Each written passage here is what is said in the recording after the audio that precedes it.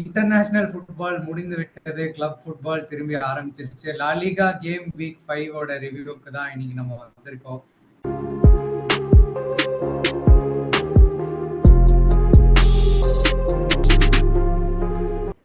மீண்டும் மீண்டும் பார்சலோனா வந்து பர்ஃபார்ம் பண்ணுவாங்களாங்கிற கேள்வி வந்து இந்த வாரம் ஆன்சர் கிடைச்சிருச்சு. 4-1 ஜிரோனாவை தோக்கடிச்சிருக்காங்க. Yamal 2 goal, Pedri 1 goal and Dani Olmo 3 in 3 games டெபியூல இருந்து. ஸோ 3 கேம்ஸ்ல 3 கோல்ஸ் அடிச்சு பார்சலோனா 4-1 ஜெயிச்சு இந்த வாரமும் ஹான்சி ஃபிளிக் அந்த சிஸ்டம் திருப்பி ரிப்பீட் பண்ணியிருக்காங்க.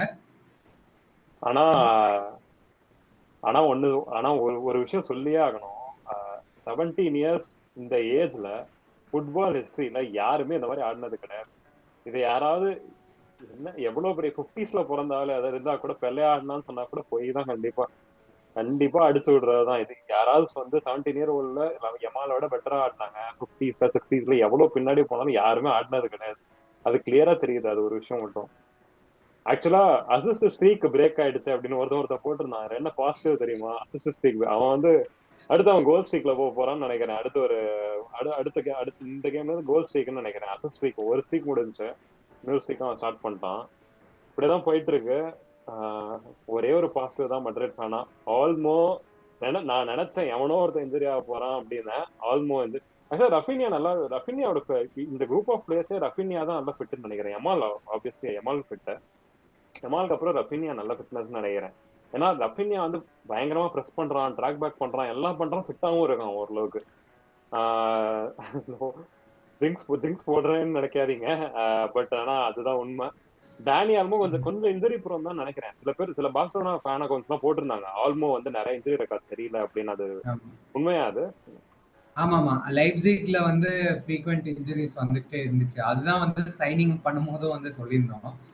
பட் இப்போ அதோட ஒரு பாசிட்டிவ் பாத்தீங்கன்னா ஃபர்மீன் லோபஸ் வந்து இந்த வாரம் பேக் ஃப்ரம் இன்ஜுரி. ஸோ அடுத்து ஒரு டானி ஆல்மோ இல்லைன்னா ஒரு ஃபர்மீன் லோபஸ் ஆடுவாரு.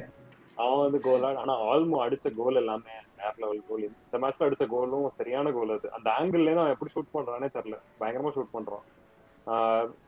ஓவராலா அதான் அந்த ஃபுட்பால் பேஜ் அந்த ட்விட்டர் அக்கௌண்ட்ல போட்டிருந்த அதேதான். இந்த சிஸ்டம் வந்து பயங்கரமா இருக்கு. பயங்கரமா யாரு எந்த லோ பிளாக் டீம் மாட்டினாலும் பயங்கர அடி இருக்கு இன்னைக்கு. இந்த சீசன் ஃபுல்லா எந்த லோ பிளாக் டீம் மாட்டினாலும் அடி இருக்கு. எல்லாமே ஓகே. இவங்களோட டிஃபென்ஸ் இனிகோ மார்டினஸ் இன்னும் ஒரு சென்டர் பேக்கா இனிகோ மார்டினஸ் வச்சுட்டு டாப் டீம்ஸ் அகேன்ஸ்டா டிஃபெண்ட் பண்ண முடியுமா? ஒரு 1-on-1 சிச்சுவேஷன் வருதுன்னு வைங்களேன். கண்டிப்பா ஒரு பெரிய டீம்லாம் யூசிஎல்ல ஆடும்போது அவரே இனிகோ மார்டினஸே ஒரு பிளேயர் டிஃபெண்ட் பண்ற மாதிரி சிச்சுவேஷன் வந்துடும். ஏன்னா எல்லாருமே அட்டாக் பண்ண போறாங்க பெரிய டீம்லாம். அந்த மாதிரி சிச்சுவேஷன் வரும். இனிகோ மார்டினஸ்னால வந்து இதை வந்து என்ன சொல்றது, அந்த மாதிரி சிச்சுவேஷன்ல வந்து சர்வைவ் ஆக முடியுமா? அவர் தான் வந்து ஸ்டார்டிங் சென்டர் பேக்கா இருக்க போறாரா சீசன் ஃபுல்லா? அதுதான் வந்து மேஜரா எனக்கு இருக்கிற டவுட். நீங்க ஆக்சுவலா நான் வந்து நிறைய மேட்ச் ஃபுல்லா பார்க்கல, போர்ஷன்ஸ் தான் பார்த்தேன். நீங்க சொல்லுங்க இனிகோ மார்டினஸ் பத்தி என்ன நினைக்கிறீங்க? இனிகோ மார்டினஸ் வந்து எனக்கு இப்போதைக்கு அவங்க இன்ஜுரி சென்டர் பேக்ஸ் இன்ஜுரி கிரைசிஸ்னால தான் வந்து இனிகோ மார்டினஸ் ஆடவே செய்யறாரு. இல்லைன்னா வந்து ப்ரிஃபர்ட் பேரிங் எப்பவுமே லாஸ்ட் சீசன் நீங்க பார்த்துருப்பீங்க, மேஜர்லி அரோஹோ அண்ட் குபார்சி தான் வந்து ஒரு பார்ட்னர்ஷிப்பா இருந்துச்சு. பிளஸ் கிறிஸ்டன்சன் வந்து சிடிஎம் ஆடிட்டு இருந்ததுனால அவர் சென்டர் பேக் அவ்வளோவா ஆடல. ஸோ இப்போ கரண்ட்லி நீங்க பார்த்தீங்கன்னா கிறிஸ்டன்சனும் இன்ஜர்ட், அரோஹோவும் இன்ஜர்ட் அண்ட் எரிக் கார்சியா பாத்தீங்கன்னா ஃபிளிக் வந்து அவரை பிவட்ல தான் ஆட ப்ரிஃபர் பண்றாரு. ஸோ எரிக் கார்சியா சென்டர் பேக்கா கவுண்ட் பண்ணுறாரு. கிறிஸ்டன்சன் இன்ஜுரி வந்து அதுக்கு பின்னாடி ஒரு தூசி இருக்கு அப்படின்னு நிறைய போயிட்டு இருக்கு அதுல. ஆனா லலிகாக்குன்னு தனி டாக்டர்ஸ் எல்லாம் இருப்பாங்க ரெஜிஸ்டர் பண்றதுக்கு. லலிகா அவ்வளவு முட்டாளா இருப்பாங்களா எனக்கு தெரியல. அடிச்சு விட்டு அப்படியே ரெஜிஸ்டர் பண்ற அளவுக்குலாம் ஒரு என்டையர் லீகே முட்டாளா இருப்பாங்களான்னு தெரியல. பட் அது ஒரு தனி பிரச்சனை போயிட்டு இருக்கு. பாப்போம். பாப்போம் என்ன பண்றாங்க என்னன்னு பாப்போம். அப்படியே கொஞ்சம் இந்த சைடு மட்ரிடுக்கு வந்தோம் அப்படின்னா சிச்சுவேஷன் நிலைமை சரியில்லைன்னு தான் சொல்லணும் ஓவராலா. என்னதான் அந்த பெனால்டி எல்லாம் ஆர்கியூ பண்ணலாம், 50-50 ஆர்கியூ பண்ணலாம். இந்த மாதிரி பெனால்டி எல்லாம் எல்லாருக்கும் ஏதாவது ஒரு டீமுக்கு தந்துட்டே தான் இருக்க போறாங்க ஒவ்வொரு மேட்ச்லையும். இதெல்லாம் வந்து டிபேட்டா இந்த பெனால்ட்டியை பத்தி பேச ஆரம்பிச்சாலும் எந்த லீக்லையும் ஒரு வீடியோ ஃபுல்லா பேசலாம். எந்த லீக் எடுத்தாலும் நிறைய பேர் சொல்லுவாங்க பிரீமியர் லீக்ல ரெஃப்ரீஸ் சரியில்லாதுன்னு. லீகாலையும் எல்லா ரெஃப்ரீஸையும் போட்டு அடிக்கதான், எல்லா ஃபேன் பேஸும் எல்லா ரெஃப்ரீஸையும் போட்டு அடிச்சுட்டு தான் இருக்கும். பல வருஷமா இதே தான் எல்லா லீக்கும் இந்த பிரச்சனை இருக்கு. பிரீமியர் லீக் மட்டும் அந்த ரெஃப்ரி சரியில்லைங்கிற பிரச்சனைலாம் கிடையாது. இங்கேயும் சொல்லுவாங்க செல்சிக்கு ஆந்தனி டெய்லர்னு சொல்ற மாதிரி இங்கேயும் ஒவ்வொரு டீமுக்கும் சொல்லுவான் இவன் வந்தா இவன் தரமாட்டான். இதெல்லாம் எல்லா டீமுக்கும் இருக்கு. இந்த பெனால்டிஸ்குள்ளேயே போகல. ஓவராலா பார்த்தா கார்லோ அன்செலோட்டி சொல்லிட்டாரு, நாங்க வந்து did we deserve to win அப்படிங்கிற மாதிரி யாரோ கேள்வி கேட்டான் ஒரு பிரஸ் ரிப்போர்ட்டர் வந்து, நீங்க வந்து டிசர்வ் டு வின் நினைக்கிறீங்க இல்லன்ட்டான் ஒரே வார்த்தையில. இல்ல அப்படின்னு சிம்பிளா முடிச்சிட்டாரு கார்லோ அன்செலோட்டி. ஸோ வந்து இன்னும் இம்ப்ரூவ் பண்ண வேண்டியது நிறைய இருக்கு. ஸோ மிட்ஃபீல்ட் இப்ப என்னன்னா சௌமினி இன்ஜோர்டு. நான் இதே தான் சொன்னேன், சௌமினி கமோயிங்கா 2 பேரும் இன்ஜுரி ஆகி உட்காந்தா எப்படி சர்வைவ் ஆக போறாங்க அப்படின்னு. சில பேர் யோசிக்கலாம், ரியல் சொசைடட் நல்ல டீம் தானே, நான் தோக்கடிச்சோன்னு. ரியல் சொசைடட் இந்த சீசன் காலி, அதை ஞாபகம் வச்சுக்கோங்க. நான் அதே தான் பார்சலோனா ஃபேன்ஸுக்கு சொல்றேன். ஜிரோனாவும் இந்த சீசன் வந்து போன சீசன் ஞாபகம் வச்சுட்டு ஜிரோனாவை ஜெயிச்சிட்டோம் அப்படின்னு நினைக்காதீங்க. இந்த சீசன் மத்த டீம்லாம் மார்சலினோட பிஆர்எல் எல்லாம் இருக்காங்க, அவங்களாம் தான் எனக்கு தெரிஞ்சு அவங்களாம் தான் ரீப்ளேஸ் பண்ணி வரப்போறாங்க ஜிரோனாவெல்லாம். ஸோ வந்து மட்ரிட் வந்து நிறைய விஷயம் இம்ப்ரூவ் பண்ணணும். ஒன்னு வந்து ஆப்வியஸ்லி எம்பாப்பே வினிசியஸ் 2 பேர்ல யார் 2 பேருமே ஆடிதான் ஆகணும். 2 பேரையும் பெஞ்ச் பண்ண முடியாது. இப்போ கூலர் இந்த மேட்ச் கூலர் ஆடினாரு. ஸோ என்னன்னா 19 இயர் ஓல்டு மேல நிறைய எக்ஸ்பெக்டேஷன் இருக்கு. ஒரு என்டையர் ஃபேன் பேஸே அவர் அப்படியே ஹைப் பண்ணி கூலர் ஆடுங்க கூலர் ஆடுங்க கூலர் ஆடுனா அப்படியே எல்லாமே மாறிடும். பிரச்சனை கூலரே கிடையாதுங்க. பிரச்சனை வந்து மிட்ஃபீல்ட் பேலன்ஸ் தான். அது வந்து ஆன்ஸ்லோட்டிக்கும் தெரியும், அவரும் பிரச்சனை எல்லா பிரச்சனையும் அதே தான் சொல்றாரு. மிட்ஃபீல்ட் பேலன்ஸ், க்ரூஸ் இல்ல, மிட்ஃபீல்ட் அடாப்ட் ஆகணும், அதுதான் மேஜர் பிரச்சனையா பேசணும். அண்ட் ஒரு சும்மா 19 வயசு பையன் மேல அந்த ப்ரெஷரை போட்டு நீ தான் வந்து அப்படியே எங்க டீமோட பிளேயிங் ஸ்டைலே மாத்தணும் அப்படின்னா அது வந்து எனக்கு எந்த அளவுக்கு அது லாஜிக்கலா இருக்குன்னு எனக்கு தெரியல. கூலர் ஆடினாலும் நிறைய பேர் இதுதான் கூலரோட best position, like central attack number 10 central attack அந்த மாதிரி சொல்றாங்க. பட் எனக்கு தெரியல, எனக்கு என்ன பொறுத்தளவுக்கு கூலரை இந்த சீசன் ஃபுல்லா 30 மினிட்ஸ் ஆட விடலாம். 30 to 40 மினிட்ஸ் ஆட விட்டு கொஞ்சம் கொஞ்சமா வெளியே அடாப்ட் பண்ணிட்டு அடுத்த சீசன்ல இருந்து ஸ்டார்ட் பண்ணலாம். ரொட்ரிகோவை நாங்க எப்படி கொஞ்சம் கொஞ்சமா இது பண்ணோமோ அந்த மாதிரி ஸ்டார்ட் பண்ணலாம். வினிஷியஸும் அதே பிளான்ல தான் இருந்தோம். பட் வினிஷியஸ் வந்து அந்த சீசன் ரொனால்டோ போன சீசன் வந்து ரொம்ப மோசமா ஆடிட்டு இருந்தோம். வினிஷியஸை கொண்டு வர வேற வழி இல்ல, வினிஷியஸ் தான் ஆடி ஆகணுங்கிற மாதிரி வந்துருச்சு 90 மினிட்ஸ். அதனால கொண்டு வந்துட்டோம். கூலரை வந்து நம்ம பொறுமையா எடுத்துட்டு போகலாம். ஒன்னும் அப்படியே அவன் மேல ப்ரெஷர் போட்டு நீ தான் வந்து எங்களை இது பண்ணணும், நீ தான் எங்க பிளேயிங் ஸ்டைலே மாத்தணும் அப்படின்னா சொல்ல வேணாம். என்னைக்குமே டீம் நல்லா ஆடலைன்னா யாரை பின் பாயிண்ட் பண்ணணும் அப்படின்னா டீமோட சீனியர் பிளேயர்ஸ் தான். டீமோட சீனியர் பிளேயர்ஸ் அவங்க தான் ரெஸ்பான்சிபிலிட்டி எடுத்துக்கணும், அவங்கள தான் வந்து பின் பாயிண்ட் பண்ணணும். ஸோ அவங்கள வந்து இன்னும் பெட்டரா ஆடுன்னு சொன்னா அது வந்து கரெக்டான டிமாண்ட். இப்போ எம்பாப்பே வந்து இவ்வளவு எக்ஸ்பீரியன்ஸ் இருக்கு ஃபுட்பால்ல, அவனை வந்து நீ ஒழுங்கா ஆடுன்னு சொன்னா அது ஒரு லாஜிக் இருக்கு. கூலரை போட்டு நீ தான் வந்து கவாக்கணும்னு சொன்னா அதுல வந்து லாஜிக்கே இல்லை. ஸோ வந்து அது ஒண்ணு இருக்கு. பெர்னாண்ட் மெண்டிக்கு எதுக்கு புது கான்ட்ராக்ட் கொடுத்தாங்க இது எனக்கு தெரிஞ்சாகணும்.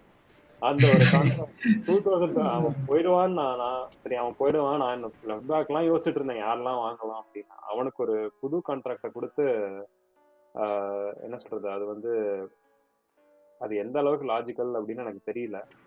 மேபி என்ன அந்த அளவுக்கு லெஃப்ட் பேக் மார்க்கெட் பஞ்சமா இருக்கா என்ன? லெஃப்ட் பேக்கே இல்லையா உலகத்திலேயே பெர்லான் மெண்டியை விட்டா? எனக்கு தெரியல. முன்னாடி எல்லாம் ஒரு 20 மில்லியன் கொடுத்தா நல்ல லெஃப்ட் பேக் கிடைப்பான்.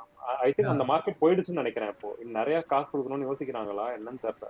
அந்த கேப் ரொம்ப ஆயிடுச்சு. லைக் எதர் வந்து இந்த youngsters, up and coming youngsters, அந்த 18 இயர் ஓல்ட்ஸ் அகாடமி பிளேயர்ஸ் தான் இருக்காங்க. இல்லைன்னா வந்து டேவிஸ், தியோ ஹெர்னாண்டஸ் அந்த லெவல்ல போயிடுறாங்க. அதான் ஸோ பட் ஸ்டில் இந்த எனக்கு மேட்ச் அந்த பிளேயிங் ஸ்டைல் கூட எனக்கு பிரச்சனையா இல்லை. எனக்கு அவன் கான்ட்ராக்ட் எக்ஸ்டென்ஷன் பார்த்தோன்னே எனக்கு வச்சுட்டு ஓட்டணுமேனு எனக்கு அதே தான் மைண்ட்ல ஓடிட்டு இருக்கு. பட் பார்ப்போம். அடுத்து அப்படியே அட்லட்டிகோ மட்ரிடுக்கு வந்தோம்னா லிட்டரலா அப்படியே கார்பன் காப்பி, கோல்ஸ் கன்சீடர்ட், கோல் ஸ்கோர்டு, எல்லா பாயிண்ட்ஸ் எல்லாமே ரியல் மேட்ரிட் அப்படியே ஃபாலோ பண்ணிட்டே வரான். என்ன பண்ண இந்த மேட்ச் வந்து ஆக்சுவலா என்டையர் டீமுமே நல்லா ஆடினாங்க. ஓவரால் பிளேயிங் ஸ்டைல் பார்த்தா அட்லட்டி வந்து போன சீசனை விட இந்த 5 மேட்சுமே ப்ராப்பரா ஆடி இருக்காங்க. ஒரு அட்டாக் ஆகட்டும், ஒரு டிஃபென்ஸ் ஆகட்டும், எல்லாத்துலயும் வந்து என்ன சொல்றது, ஒரு கிளியர் லாஜிக் தெரியுது அவங்க ஆடுறதுல, ஒரு கிளியர் ஸ்ட்ரக்சர் இருக்கு. ஆல்வரஸ் இந்த சீசன் இந்த மேட்ச் வந்து நம்ம சொல்லிட்டே இருந்தோம் ரொட்டேட் பண்ணிட்டே இருக்கான்னு. இந்த மேட்ச் வந்து சோர்லாத்தையும் கிரீஸ்மனையும் ஸ்டார்ட் பண்ணா. ஆக்சுவலா கிரீஸ்மன் ஒழுங்கா ஆடல ஃபர்ஸ்ட் ஹாஃப்ல. ஒரு 35 மினிட்ஸ் 40 மினிட்ஸ் ஒழுங்கா.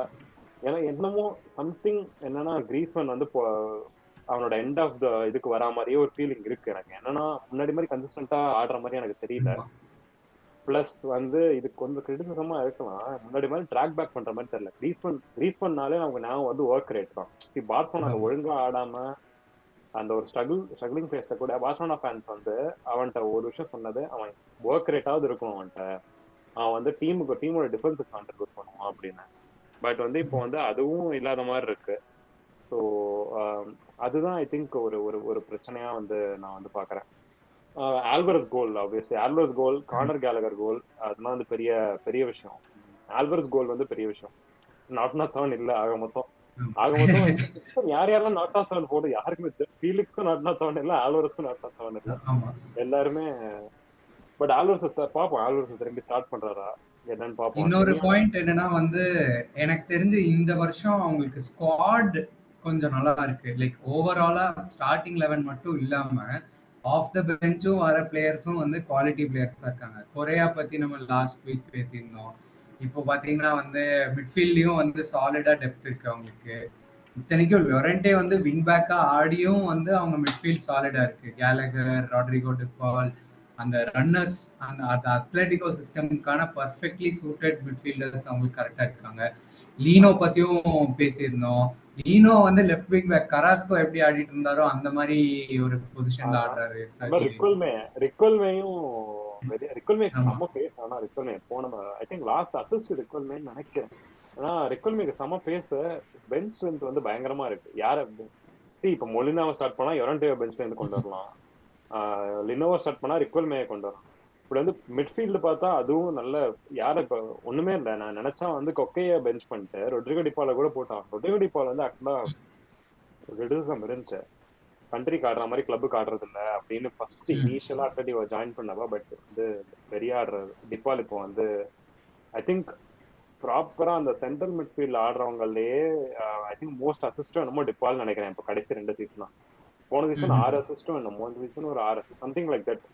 ஸோ வந்து அவர் வந்து டிபால் வந்து கிளப்புக்கும் நல்லா தான் ஆடுறாரு. அதை விட ஒரு முக்கியமான ஸ்டார்ட் தொடர்ந்து 4 கிளீன் ஷீட் அட்லட்டி. ஐ திங்க் அவங்க அவங்க கடைசியா அந்த மாதிரி தொடர்ந்து 4 கிளீன் ஷீட் எடுத்தப்போ டைட்டில் எடுத்தாங்கன்னு நினைக்கிறேன். அந்த டைட்டில் எடுத்த சீசன் தான் கடைசியா அவங்க வந்து தொடர்ந்து 4 கிளீன் ஷீட் எடுத்தது. ஐ திங்க் இந்த தடவை டைட்டில் ரேஸ் வந்து பயங்கரமா இருக்கும். டைட்டில் வந்து பயங்கரமா இருக்கும் provided Barcelona first points drop பண்ணணும். அப்ப அதுக்கப்புறம் தான் டைட்டில் ரேஸ். பட் வந்து இருக்கு, இன்னும் பெரிய சீசன், நிறைய கேம் இருக்கு. ஆமா. 5 பட் கேம் தான் முடிஞ்சிருக்கு. ஆமா, ஆல்ரெடி வந்து இவங்க தான் டாப் 3ங்கிற மாதிரி ஆயிடுச்சு. இதான் பிரச்சனை இந்த லலிகாலேயே. ஆமா. ஆல்ரெடி இவங்க தான் டாப் 3, கிளியரா டிஃபரன்ஸ் தெரியுது மற்ற டீம்ஸ்க்கும் இவங்களுக்கும்.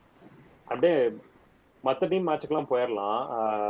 செல்டா சொல்லியே ஆகணும். செல்டா இவ்வளவு நல்லா ஆடுவாங்கன்னு நான்லாம் எதிர்பார்க்கவே இல்லை. செல்டா வந்து ஆடுவாங்கன்னு தெரியும், ஒரு 11th 12th அந்த மாதிரியே இருப்பாங்க. பட் இந்த தடவை யூரோப்பியன் ஸ்பாட்டுக்கு சேலஞ்ச் பண்ண கூட சான்ஸ் இருக்கு. ஏன்னா வந்து proper playing style, wing bag system பயங்கரமா ஒர்க் அவுட் ஆயிட்டு இருக்கு. எல்லாருமே நல்லா ஆடுறாங்க. யாரையுமே ஒரு பிளேயரை பின் பாயிண்ட் பண்ணி இவர் வந்து ஒழுங்கா ஆடலன்னு சொல்ல முடியல. எல்லாருமே ஒரு மாதிரி 7 out of 10 8 out of 10 தராங்க கேம் ஆஃப்டர் கேம். ஸோ நிறைய கோல்ஸ் அடிக்கிறாங்க. ஆக்சுவலா இந்த அளவுக்குலாம் கோல்ஸ் அடிக்க மாட்டாங்க. வெரி லைக் என்ன ஓவர் த 5 வீக்ஸ் பாத்தீங்கன்னா மோஸ்ட் என்டர்டெய்னிங் கேம்ஸ்ல வந்து 3 or 4 கேம்ஸ் வந்து செல்டாவே வாரம் கொடுத்தாங்க. ஆமா ஆமா ஆமா, செல்டா தான். அப்புறம் இப்போ டேபிளும் பாத்தீங்கன்னா இப்போ கரண்ட்லி 5th பிளேஸ்ல இருக்காங்க. ஸோ அதுவும் வந்து ஒரு லைக் நம்ம சொன்ன மாதிரி எக்ஸ்பெக்டேஷனோட இப்போ லைக் வெரி ஏர்லி ஆன் இந்த சீசன் தான் டு பொசிஷன் பாக்குறதுக்கு. பட் அகைன் நீங்க சொன்ன மாதிரி குட் பிளே ஸ்டைல், கன்சிஸ்டண்டா இருக்கணும். அவங்களுக்கு இன்ஜுரி வராம கன்சிஸ்டண்டா அவங்க ஆடணும். பாப்போம் அது. ஆனா யூரோப்பியன் ஃபுட்பால் எதுவும் கிடையாது செல்டாக்கு. ஐ திங்க் ஒழுங்கா இல்ல ஆடிடுவாங்கன்னா ஓரளவுக்கு ஆடிடுவாங்கன்னு தான் நினைக்கிறேன். வேற என்ன மேட்ச்லாம் இருக்கு? பெட்டிஸ் லெகானஸ் வந்து 2-0. 2 கோலுமே வந்து ஒன்னு வந்து Abde former Barca academy player, and இன்னொன்னு வந்து விக்டர் ரோக் வந்து டெபியூக்காக வெயிட் பண்ணிட்டே இருந்தாங்க என்ன பண்ண போறாருன்னு. வந்தாரு ஒரு எங்க பார்த்தாலும் ஃபார்மர் பிளேயர்ஸ் அடிக்கிறான், அவன் பிளேயர்ஸ் அடிக்கிறான். எங்க பார்த்தாலும் கோல் தான், அதுவும் டைரக்டா. நல்லா ஆடுறதுலாம் கிடையாது, எங்க பார்த்தாலும் கோல் தான் டைரக்டா. அப்படிதான் செல்டாலயும் வந்து ஆஸ்கர் மிங்குவேசா வந்து 3 மேட்ச்ல 3 கோல் 2 அசிஸ்ட். பாப்போம் எவ்வளவு நாளைக்கு இது போகுதுன்னு பார்க்க தானே போறோம். பாப்போம். ஆனா பட் பெட்டிஸ் ஆனா வந்து அப்டே பத்தி பேசி ஆகணும். ஏன்னா வந்து போன சீசன் வந்து அவர் ரொம்ப ஸ்ட்ரகிள் பண்ணாரு கேம் டைம்க்கு. ஏன்னா என்னதான் அந்த ரா பேஸ் இருந்தாலும் அவரை ரொம்ப இன்கன்சிஸ்டன்டா இருந்தாரு போன சீசன். பட் இப்போ இப்போ பாத்தீங்கன்னா is improved a lot. So அது எப்படி ஆடுறாருன்னு பார்க்கலாம். பாப்லோ ஃபர்னால்ஸ் ஆல்சோ அவரும் வந்து ஒரு லாங் லைக் ரொம்ப வருஷமா ரியல் பெட்டிஸ்ல இருக்கிற ஒரு வெரி டேலண்டட் பிளேயர்.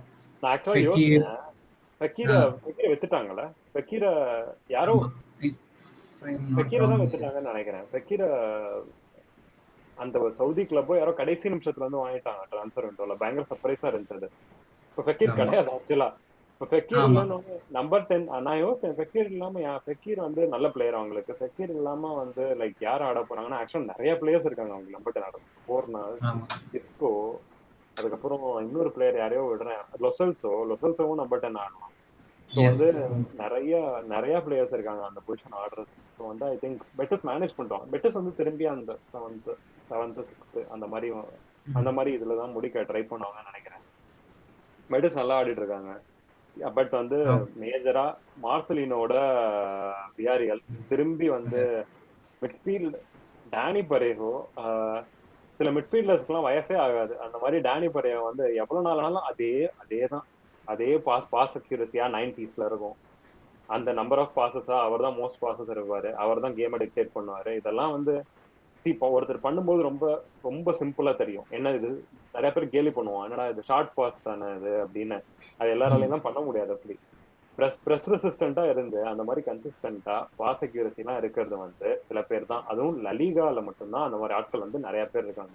இப்போ மற்ற லீக்ஸ் எல்லாம் பாத்தீங்கன்னா இந்த லெவல் ஆஃப் பாசிங் அக்யூரசியோ இல்ல வந்து அந்த நம்பர் ஆஃப் பாசஸ் மேலோ இந்த டெக்னிக்கல் அளவுக்கு குவாலிட்டி.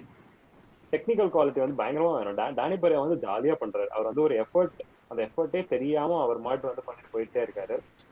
ஐ வுட் சே அவரோட பீக் வந்து அன்பார்ச்சுனேட்லி அவருக்கு வந்து புஸ்கட்ஸோட கோயின்சைட் ஆயிருச்சு. அதனால வந்து எதுவும் அவரால் வந்து ஸ்பெயினுக்கு ஆட முடியல. அதனால தான் பிரச்சனை.